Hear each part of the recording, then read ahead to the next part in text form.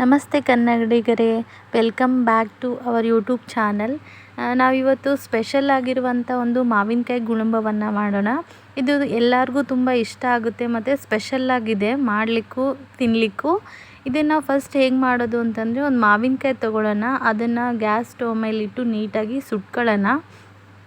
ಬೆಂಕಿಯಲ್ಲೂ ಸುಡ್ಬೋದು, ಆದರೆ ಇವಾಗ ಬೆಂಕಿ ಇರೋದಲ್ಲ, ಅದಕ್ಕೋಸ್ಕರ ಗ್ಯಾಸ್ ಮೇಲೆ ಸುಟ್ಕೊಂಡ್ಬಿಟ್ಟು ಅದು ನೀಟಾಗಿ ಬೆಂದಾದಮೇಲೆ ಅದನ್ನು ಸಿಪ್ಪೆಯನ್ನು ತೆಗೆಯೋಣ. ಸಿಪ್ಪೆಯನ್ನು ತೆಗೆದುಬಿಟ್ಟು ನೀಟಾಗಿ ಅದನ್ನು ಕೈ ಅಥವಾ ಚಮಚೆ ಸಹಾಯದಿಂದ ನೀಟಾಗಿ ಅದನ್ನು ತಕ್ಕೊಳ್ಳೋಣ. ಮೇಲಿಂದೆಲ್ಲ ಸ್ಕಿನ್ ಒಳಗಿನ ಹೊಟ್ಟೆಯನ್ನು ಬಿಟ್ಟು ಅದನ್ನು ನೀಟಾಗಿ ಸ್ಮ್ಯಾಶ್ ಮಾಡಿ ಒಂದು ಬಟ್ಲಲ್ಲಿ ತೆಗೆದಿಟ್ಕೊಳ್ಳೋಣ. ಅದು ನಿಮಗೆ ಮಾವಿನಕಾಯಿ ಹುಳಿ ಬೇಕಾಗಿತ್ತು ಅಂತಂದರೆ ದೊಡ್ಡ ತೊಗೊಳ್ರಿ, ಸ್ವಲ್ಪ ಬೇಕಾಗಿತ್ತು ಅಂದರೆ ಸಣ್ಣ ಮಾವಿನಕಾಯಿ ತೊಗೊಳ್ಳಿ. ಮತ್ತು ಒಂದು ಪ್ಯಾನನ್ನು ಕಾಯಕ್ಕೆ ಇಟ್ಬಿಟ್ಟು ಅದಕ್ಕೆ ಸಾಸಿವೆ ಮತ್ತು ಜೀರಿಗೆ, ಒಂದು 2 ಬೆಳ್ಳುಳ್ಳಿಯನ್ನು ನಾನು ಸಿಪ್ಪೆ ಸುಲಿದು ಪೇಸ್ಟ್ ಮಾಡಿ ಇಟ್ಕೊಂಡಿದ್ದೀನಿ. ಆ ಪೇಸ್ಟನ್ನು ಇದಕ್ಕೆ ಹಾಕೋಣ. ನೆಕ್ಸ್ಟ್ ಅದಕ್ಕೆ ಸ್ವಲ್ಪ ಕರಿಬೇವು, ಸ್ವಲ್ಪ ರುಚಿಗೆ ತಕ್ಕಷ್ಟು ಕೊತ್ತಂಬರಿ ಸೊಪ್ಪನ್ನು ಹಾಕಿ ನೀಟಾಗಿ ಬಾಡಿಸಿ, ಆಮೇಲೆ ನಾವು ಸ್ಮ್ಯಾಶ್ ಮಾಡಿ ಇಟ್ಕೊಂಡಿರುವಂಥ ಮಾವಿನಕಾಯಿ ತಿಳುಲು ಇದೆಯಲ್ಲ ಅದನ್ನು ಹಾಕಿಬಿಟ್ಟು ಕೈಯಾಡಿಸೋಣ ನೀಟಾಗಿ. ಸ್ವಲ್ಪ 1 ಚಿಟಿಕೆಯಷ್ಟು ಇಂಗನ್ನು ಹಾಕ್ತಾಯಿದ್ದೀನಿ. ಮತ್ತು ಅದಕ್ಕೆ ಸ್ವಲ್ಪ ಬೆಲ್ಲ ಮತ್ತು ಅದಕ್ಕೆ ಖಾರ, ಉಪ್ಪು ಇದೆಲ್ಲ ಹಾಕಿಬಿಟ್ಟು 1 ಸ್ಪೂನಷ್ಟು ನಾವು ಗರಂ ಮಸಾಲವನ್ನು ಹಾಕೋಣ. ಇದೆಲ್ಲ ನಿಮ್ಮ ರುಚಿಗೆ ಎಷ್ಟೆಷ್ಟು ಬೇಕೋ ಅದಕ್ಕೆ ಹೆಚ್ಚುವರಿ ನೀವು ಹಾಕ್ಕೋಬೋದು.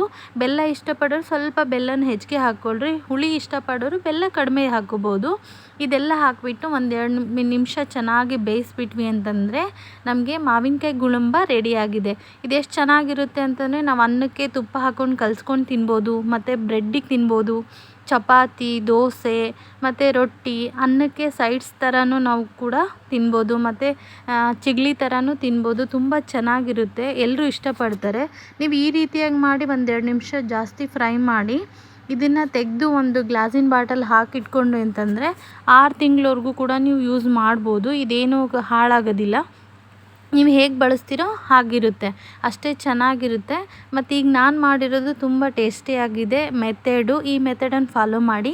ನನ್ನ ಯೂಟ್ಯೂಬ್ ಚಾನಲನ್ನು ಫಸ್ಟ್ ಟೈಮ್ ನೋಡ್ತಾ ಇದ್ದರೆ ದಯವಿಟ್ಟು ಸಬ್ಸ್ಕ್ರೈಬ್ ಮಾಡಿ, ಶೇರ್ ಮಾಡಿ, ಲೈಕ್ ಮಾಡಿ. ಇದರಿಂದ ನಿಮಗೆ ಹೊಸ ನನ್ನ ವೀಡಿಯೋಗಳು ಬರ್ತಾ ಇರ್ತವೆ.